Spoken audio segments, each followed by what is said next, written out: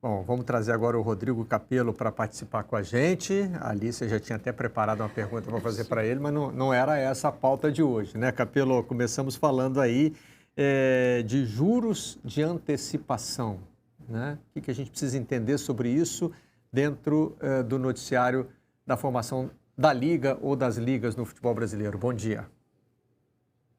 Que momento, Barreto, falar sobre taxa de juros aqui no Sport TV, né? Veja só. Quem diria? Bom Tá no dia, canal Alice, bom certo. dia, Tim. Pode continuar. Tá no canal certo, tá no canal certo.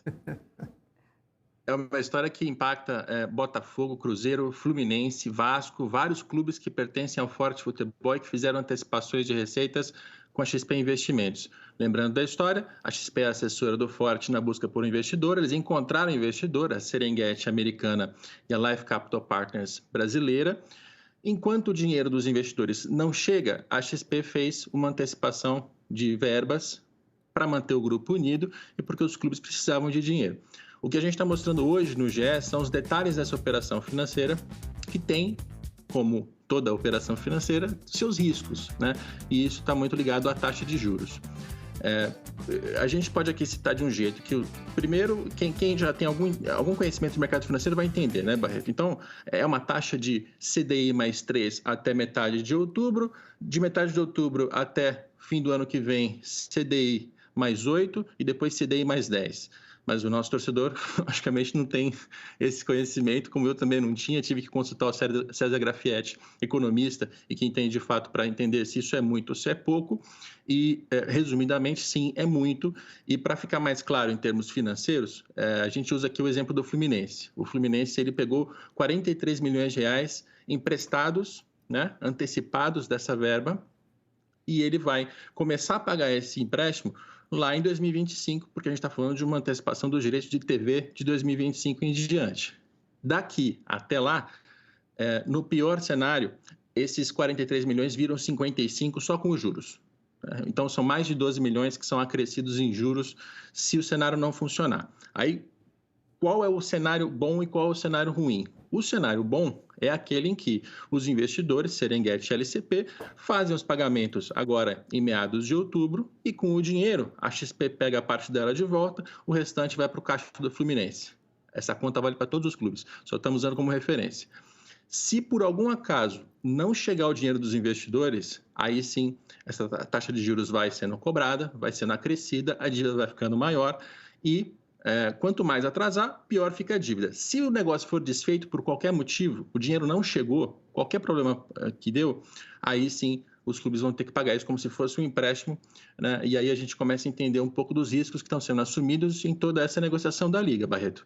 Os clubes, eles procuraram os investidores, conseguiram a proposta, mas entre fechar e receber o dinheiro, tem várias etapas no meio do caminho, que são questões burocráticas e que podem colocar os clubes em condições financeiras mais complicadas do que já estão. Então, a gente está vendo aí uma iniciativa de investir num retorno imediato, mas que pode custar muito caro lá na frente. Isso amarra o time a um resultado esportivo, Capello, é isso? Porque, assim, o resultado esportivo traz premiação. Então, você meio que fica condicionado. Vamos pegar o caso do Fluminense. Se, por exemplo, não chegar ao objetivo máximo, ganhar a Libertadores, talvez isso comprometa lá na frente. E se ganhar a Libertadores, talvez isso se sirva só para pagar o que já veio de adiantamento. É nessa linha? É por aí. E o Fluminense tem um caso que é muito interessante, educativo em relação a como funciona o nosso futebol, Barreto. E a gente vai conectar os dois assuntos, vocês vão ver. O Fluminense recentemente recebeu uma proposta do Liverpool para vender o André. Uma proposta de 160 milhões de reais, aproximadamente. A proposta foi recusada. De um ponto de vista assim, meramente financeiro, se a gente for analisar a operação, a situação financeira do Fluminense, não aceitar essa proposta, recusar essa proposta, é uma irresponsabilidade. Porque a gente está falando de um clube que está quase falido. Mas está na Libertadores, está bem em campo, o Diniz está mandando super bem, agora técnico da seleção. Eu sei de tudo isso, mas continua sendo um clube com condições financeiras muito complicadas.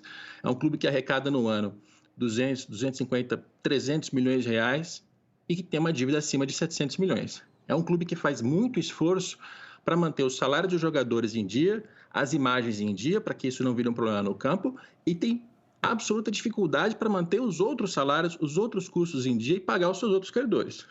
Este Fluminense recusou 160 milhões de reais. Primeiro, porque o próprio Fernando Diniz foi contra a venda, ele conta com o jogador, ele precisa do jogador. E depois, por uma questão de futebol brasileiro, que a gente também tem que entender um pouco o lado do presidente do Fluminense, da diretoria do clube, que é de que eles estão muito próximos de chegar num título de Libertadores. Se vende um jogador que seja, e as pessoas entenderem, por pessoas, entenda, tanto jornalistas, influenciadores e torcedores, entenderem que por causa da saída deste jogador, o clube perdeu a Libertadores, é a integridade física do presidente que está em jogo. Então, é uma decisão super difícil de ser tomada. Todos eles sabem, e aí eu estou falando que não é um achismo meu, uma informação, todo mundo na diretoria do Fluminense sabe que recusar essa proposta foi algo temerário, irresponsável, mas diante de como funciona o nosso futebol e dos riscos envolvidos, eles recusaram. E aí, quando você não tem 160 milhões de reais entrando na venda de um jogador, você tem toda essa condição financeira que é muito complicada, você vai atrás de dinheiro emprestado. E aí a antecipação da Liga, ela encaixa. A diferença é que a antecipação de dinheiro da Liga não é receita, é dívida. Então, o clube, em nome do desempenho esportivo dentro de campo, recusa uma proposta super importante, deixa de arrecadar e se endivida ainda mais. Se vencer ou não vencer a Libertadores, o problema ficou, vai ter que ser resolvido depois. E quando isso se acumula de ano em ano, de década em década, os clubes vão quebrando. Então, eu trouxe esse caso aqui, acho que vai dar debate, vocês podem debater, inclusive, se venderiam ou não, André, né? De um ponto de vista meramente financeiro, teria que ter vendido e saído correndo no gramado do Maracanã, batendo no peito, agradecendo a Deus, porque 160 milhões era muito dinheiro. Me ocorreram duas palavras quando você começou esse raciocínio aí. Poxa vida. Porque, assim, do ponto de vista do torcedor, cara, não vender o André foi um golaço da diretoria do Fluminense. Pô, que legal, presidente, é isso aí, né?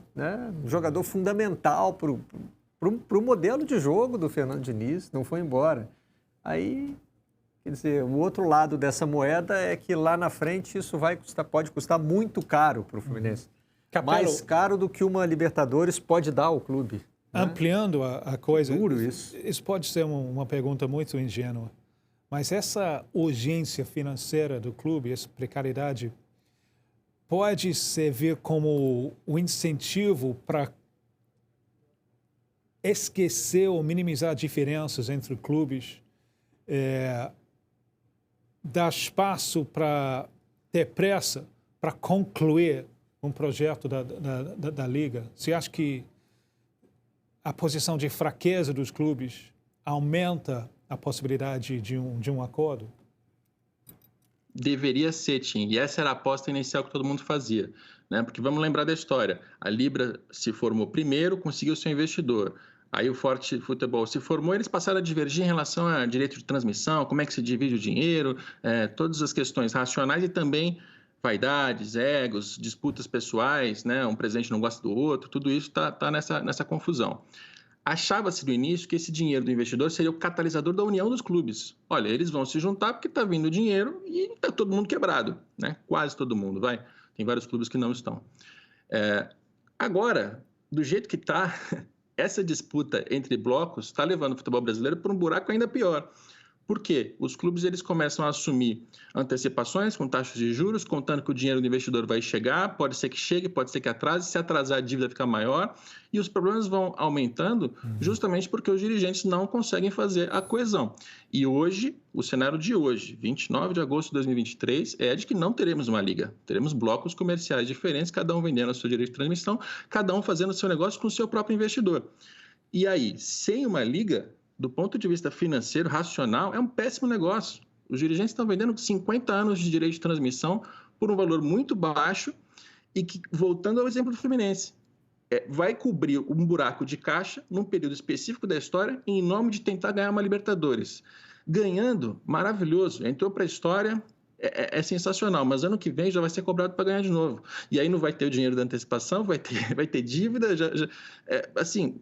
A gente toma decisões do futebol brasileiro que são emocionais e que são movidas por tudo isso, inclusive pela dificuldade dos dirigentes de sentar todos na mesma mesa e resolver a questão da Liga. E, na verdade, essa precariedade financeira faz com que esse tipo de oferta se torne uma maneira de amarrar os clubes numa liga ou em outra também, né? Porque como existem as duas, e já houve alguns clubes que mudaram de uma liga para outra, já foram, né? De A para B, de B para A, esse adiantamento, ele é uma maneira dos clubes ficarem amarrados onde eles estão, né? Então, o que acontece com quem adiantar esse dinheiro, e lembrando que não é obrigatório adiantar, né? Está adiantando quem quer. Então, quem está numa situação financeira que precisa desse adiantamento, agora não consegue mais sair, né? A menos que pague. E aí os clubes entram nesse dilema, né? O que é mais importante, o título ou a saúde financeira? Porque se perguntar para o torcedor é o seguinte, eu quero o título. Saúde financeira vê depois. Mas o vê depois, a gente já tem um exemplo muito dramático no futebol brasileiro. Pelo menos um, e o Capello foi quem nos ajudou a entender esse exemplo, que é o Cruzeiro. Que hoje está sem treinador. Que acaba de demitir um treinador numa temporada em que está querendo só se manter na Série A depois de 3 na Série B. Né? Então, e o título, né, por mais que o título também traga resultado, né, o título da Libertadores, que ainda está, né, distante do Fluminense nesse exato momento, ele dá cerca de 95 milhões de reais em premiação. Então, ainda muito menos do que seria a venda do André, que também a permanência do André não garante o título, né? Mas tudo isso fica muito mais agravado justamente por essa precariedade financeira, né? Se a gente for usar o exemplo do Palmeiras, como a gente falou antes, tem a oferta pelo Gustavo Gomes, né? Muito abaixo do valor da multa, mas uma oferta supostamente de 30 milhões de dólares para um zagueiro de 30 anos. O Palmeiras pode optar por não aceitar essa proposta, porque não precisa desse dinheiro, né? Não precisa vender o almoço para pagar a janta. Né? O Fluminense se vê nessa situação de precisar fazer, né, uma escolha ruim ou uma escolha pior. Quer dizer que um clube... Fiquei interessado nesse raciocínio da Alice. Um clube equilibrado não precisaria fazer isso. A gente imagina hoje que Flamengo e Palmeiras, que são os exemplos que sempre nos ocorrem, não precisariam fazer esse tipo de antecipação. De adiantamento. O modelo de Flamengo é produzir para vender, né? Como fez agora com o Matheus França. Isso é a maneira que o Flamengo equilibrar, né? Um clube equilibrado consegue negociar muito mais, né? Ele consegue puxar a negociação mais para frente. Não vai deixar de vender, né? Como o Tim está dizendo. Não é que não quero vender ninguém. Não, mas vender faz grande parte da estratégia. Faz parte do negócio, mas vai vender com mais tranquilidade e vai poder escolher a hora, é isso? Exato. E assim, as circunstâncias, elas ditam a gravidade da decisão que está sendo tomada, né? Se hoje o Fluminense estivesse equilibrado, estivesse com caixa tranquilo, pagando todos os seus salários, todas as suas dívidas, tomar uma decisão em prol do esportivo, ela vai ter o seu ônus de não receber 160 milhões de reais, que é bastante dinheiro, né? Mas daria para levar. A questão é que o Fluminense é um clube que está muito fragilizado financeiramente. Mas aí o que chateia um pouco, né, Barreto? Porque a gente fala disso aqui durante 10 minutos no Redação, mas vamos combinar que a gente é a exceção que está tentando trazer isso para as pessoas. Porque geralmente o raciocínio, e ele vale para todos os clubes, se o Fluminense vender o jogador e perder o próximo jogo da Libertadores, se for eliminado, a culpa é do presidente, tem que bater naquele cara. É assim que algumas pessoas se comportam. A gente vive num ambiente selvagem. Na pior das hipóteses. Na melhor das hipóteses, é o jornalista, é o influenciador, é o torcedor, todo mundo destruindo alguém porque o cara tomou uma decisão que era a decisão necessária, vender o jogador. Então, o Mário foi lá e comprou essa briga. Ele não comprou a briga, né? Ele acabou saindo numa posição favorável a ele, porque ele sai como presidente que não vende, mas vai ter uma conta que vai ter que ser paga. Se a gente olhar para outros casos, a Alicia citou o Palmeiras, o Corinthians hoje está sendo muito criticado por vender vários dos seus jogadores. O Duílio Monteiro Alves, presidente do Corinthians, que 2 anos atrás, tinha meme dele com óculos de shake, porque ele contratava muita gente, a torcida amava ele porque ele contratou muito. Agora que ele está vendendo, a torcida está espinafrando. A torcida está acabando com o cara nas redes sociais, no dia a dia dele, etc., já contando que é um presidente que não vai se reeleger, né? Agora é que o Duílio está tomando a decisão que ele tinha que ter tomado, que ele precisa vender o jogador. Se não vender, a conta não fecha. Se a conta não fechar, não paga salário, não contrata jogador, perde competitividade, sabe? Mas a gente não tem essa clareza. O ambiente ele é muito nocivo, ele é muito selvagem, é de muita cobrança de todos os lados, da mídia, do torcedor, da torcida organizada. E aí os dirigentes acabam tomando decisões, que são decisões irresponsáveis. Estou repetindo aqui, o que o Fluminense fez foi irresponsável, porque ele tem esse risco do ambiente que ele está inserido. E lembrando só, o André, hoje, tem uma proposta de 160 milhões. Qual o risco que está envolvido? Quando chegar em dezembro e ele for novamente negociado com clubes europeus, o valor dele deve cair porque a janela do verão é maior do que a janela do inverno na Europa. Esse é o menor dos problemas. O que pode acontecer também é que o André amanhã pode se machucar. E aí, não é que o valor dele vai cair de 160 para 80, vai cair de 160 para 0. Pô, mas você está agorando o jogador, está zicando ele na televisão? Não é isso, eu só estou apontando que tem um risco. E na hora que o dirigente vai tomar uma decisão, ele tem que considerar todos esses riscos. Ó, a gente não vai pegar um dinheiro que vai faltar para o clube, que vai fazer muita falta. A gente tem um risco desse ativo se desvalorizar muito da noite para o dia, mas tem que tomar essa decisão porque a gente está num ambiente selvagem e irracional de todas as partes. Então, é por isso que eu falei, esse caso do Fluminense e tudo isso que a gente está contando aqui de juros, antecipação, crédito, é muito educativo sobre como funciona o nosso futebol. Fico pensando naquele quadro, aquela atração do circo, em que tem um cara, normalmente, cara com muita habilidade, muito rápido, que fica girando os pratinhos em cima de uns, né? É um prato que gira em cima de um... Malabarista, né? Que gira em cima de uma vareta, né?